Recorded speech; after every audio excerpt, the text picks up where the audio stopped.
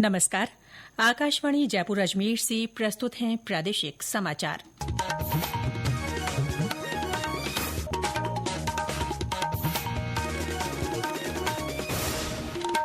मुख्य समाचार। प्रधानमंत्री नरेंद्र मोदी ने आकाशवाणी से मन की बात कार्यक्रम में कहा, देश की 64% से ज्यादा आबादी को सामाजिक सुरक्षा का लाभ मिल रहा है। प्रधानमंत्री ने विश्व स्वास्थ्य संगठन द्वारा भारत को ट्रैकोमा मुक्त घोषित किए जाने का श्रेय स्वच्छ भारत और जल जीवन मिशन जैसी योजनाओं की सफलता को दिया। 19वें सांख्यिकी दिवस पर आयोजित राज्य स्तरीय समारोह में मुख्यमंत्री भजनलाल शर्मा ने प्रदेश के विकास और नीतिगत निर्णयों में सांख्यिकी विभाग की भूमिका को सराहा। और प्रदेश के विभिन्न स्थानों पर मानसून की बारिश का दौर जारी। 2 से 6 जुलाई के बीच जयपुर, भरतपुर, कोटा और उदयपुर संभागों में कहीं कहीं भारी बारिश की चेतावनी।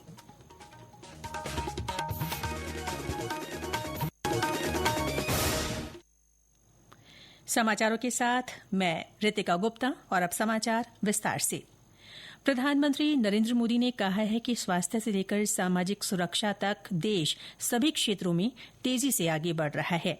आकाशवाणी से आज मन की बात कार्यक्रम में श्री मोदी ने कहा कि आज देश की जनता किसी न किसी तरह की सामाजिक सुरक्षा का लाभ ले रही है। उन्होंने अंतर्राष्ट्रीय श्रम संगठन की एक रिपोर्ट का उल्लेख किया, जिसमें कहा गया है कि देश की 64% से ज्यादा आबादी को किसी न किसी सामाजिक सुरक्षा का लाभ मिल रहा है। इंटरनेशनल लेबर ऑर्गेनाइजेशन ILO की बड़ी अहम रिपोर्ट आई है। इस रिपोर्ट में कहा गया है कि भारत की 64% से ज्यादा आबादी को अब कोई न कोई सोशल प्रोटेक्शन बेनिफिट जरूर मिल रहा है। सामाजिक सुरक्षा ये दुनिया की सबसे बड़ी कवरेज में से एक है। आज देश के लगभग 95 करोड़ लोग किसी न किसी सोशल सिक्योरिटी योजना का लाभ पा रहे हैं। भारत में स्वास्थ्य से लेकर सामाजिक सुरक्षा तक हर क्षेत्र में देश सैचुरेशन की भावना से आगे बढ़ रहा है। प्रधानमंत्री ने विश्व स्वास्थ्य संगठन की रिपोर्ट का भी उल्लेख किया, जिसमें भारत को आंखों की बीमारी ट्रैकोमा से मुक्त घोषित किया गया है। अब भारत ट्रैकोमा मुक्त देश बन चुका है। ये उन लाखों लोगों की मेहनत का फल है जिन्होंने बिना थके, बिना रुके इस बीमारी से लड़ाई लड़ी। ये सफलता हमारे हेल्थ वर्कर्स की है। स्वच्छ भारत अभियान से भी इसे मिटाने में बड़ी मदद मिली। जल जीवन मिशन का भी इस सफलता में बड़ा योगदान रहा। प्रधानमंत्री ने आपातकाल का उल्लेख करते हुए कहा कि देश पर इमरजेंसी थोपे जाने के 50 वर्ष कुछ दिन पहले ही पूरे हुए हैं। देशवासियों ने संविधान हत्या दिवस मनाया है। हमें हमेशा उन सभी लोगों को याद करना चाहिए जिन्होंने इमरजेंसी का डटकर मुकाबला किया था। इससे अपने संविधान को सशक्त बनाए रखने के लिए निरंतर सजग रहने की प्रेरणा मिलती है। श्री मोदी ने कहा कि 21 जून को आयोजित अंतर्राष्ट्रीय योग दिवस में दुनिया भर के करोड़ों लोगों ने हिस्सा लिया। श्री मोदी ने कैलाश मानसरोवर यात्रा, अमरनाथ यात्रा और जगन्नाथ रथ यात्रा की भी चर्चा की। उन्होंने कहा कि उत्तर से दक्षिण और पूर्व से पश्चिम तक ये यात्राएं एक भारत श्रेष्ठ भारत के भाव का प्रतिबिंब है। उन्होंने कहा कि ये धार्मिक यात्राएं सेवा के अवसरों का एक महाअनुष्ठान भी होती हैं। श्री मोदी ने हाल ही में अंतर्राष्ट्रीय अंतरिक्ष केंद्र गए भारत के ग्रुप कैप्टन शुभांशु शुक्ला का भी जिक्र किया। इस समय सबकी निगाहें इंटरनेशनल स्पेस सेंटर पर भी है। भारत ने एक नया इतिहास रचा है। मेरी कल ग्रुप कैप्टन शुभांशु शुक्ला से बात भी हुई है। आपने भी शुभांशु से मेरी बातचीत को जरूर सुना होगा।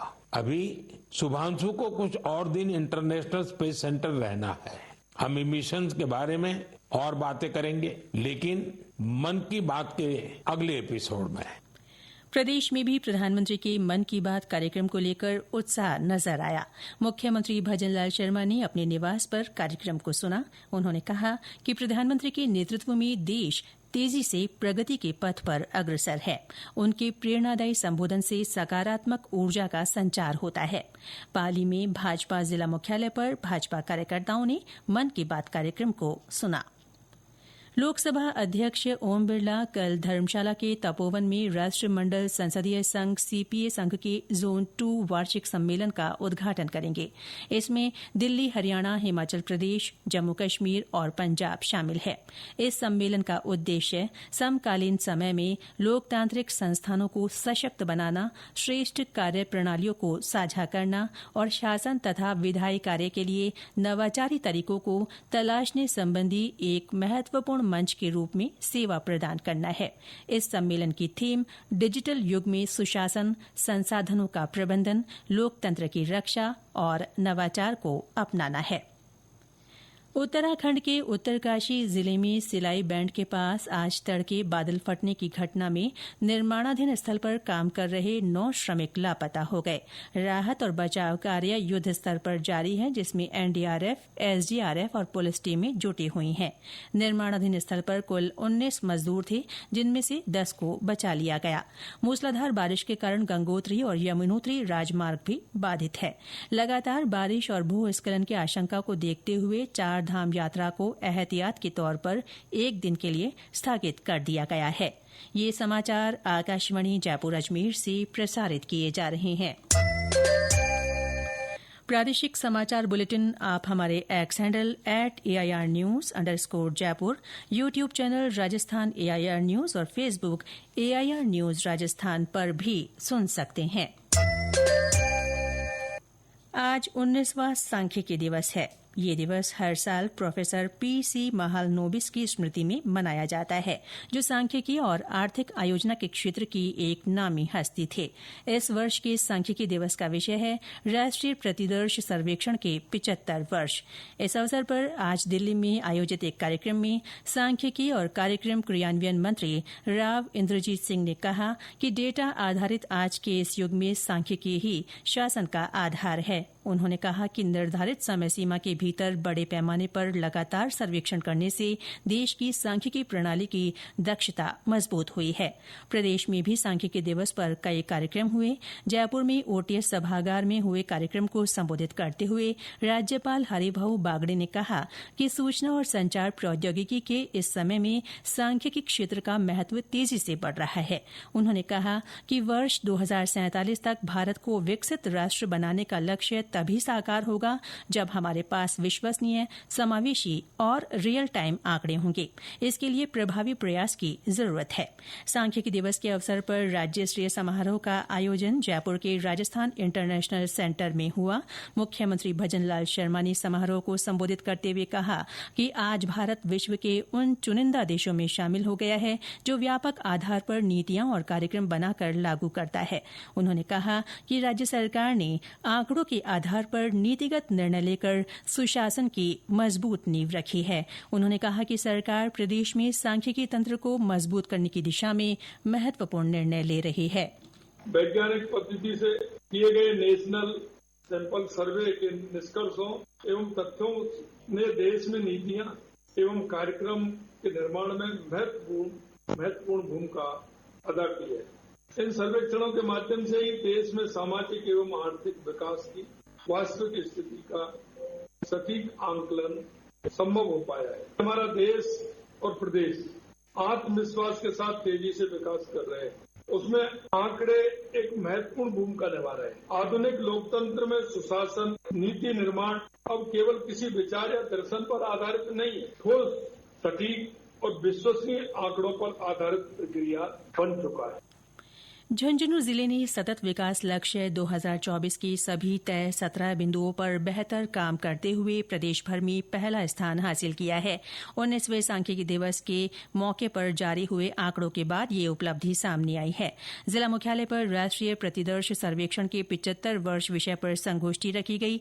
संगोष्ठी के बाद विधायक राजेंद्र भांबू ने कहा कि सतत विकास लक्ष्य में झुंझुनू जिले का अव्वल रहना इस बात को साबित करता है कि प्रशासन मुस्तैदी से अपना काम कर रहा है। सांख्यिकी विभाग को मैं बधाई देना चाहूंगा कि उन्होंने 17 बिंदुओं पे पूरे राजस्थान भर में प्रदेश में अपने जिले को अव्वल रखा, अर्थात पहला स्थान प्राप्त किया। तो इससे लगता है कि हमारा सांख्यिकी विभाग बहुत अच्छे ढंग से कार्य कर रहा है। इस कार्यक्रम में विशेष रूप से पूरे देश में एक ही दिन में ये दिवस मनाया जा रहा है। उसी के तहत आज झुंझुनू के जिला हेडक्वार्टर में एक दिवस मनाया गया। जैसलमेर जिले में अंतर्राष्ट्रीय सीमा के पास साधेवाला में एक युवक और एक नाबालिग लड़की के शव बरामद हुए हैं। प्रारंभिक अनुमान के अनुसार शव करीब 7 दिन पुराने हैं। शवों के पास से पाकिस्तान के सिम और एक आईडी कार्ड भी मिला है, जिससे आशंका जताई जा रही है कि दोनों युवक युवती पाकिस्तानी हो सकते हैं। पुलिस अधीक्षक सुधीर चौधरी ने बताया कि पोस्टमार्टम के बाद मौत के कारणों का स्पष्ट पता चल सकेगा। घटना की गंभीरता को देखते हुए बीएसएफ, पुलिस और खुफिया एजेंसियां मामले की गहन जांच में जुट गई हैं। कोटा के डीसीएम क्षेत्र में एक डंपर ने मोटरसाइकिल सवार को टक्कर मार दी। हादसे में मोटरसाइकिल सवार युवक और उसके पुत्र पुत्री की मृत्यु हो गई और पत्नी गंभीर रूप से घायल हो गई।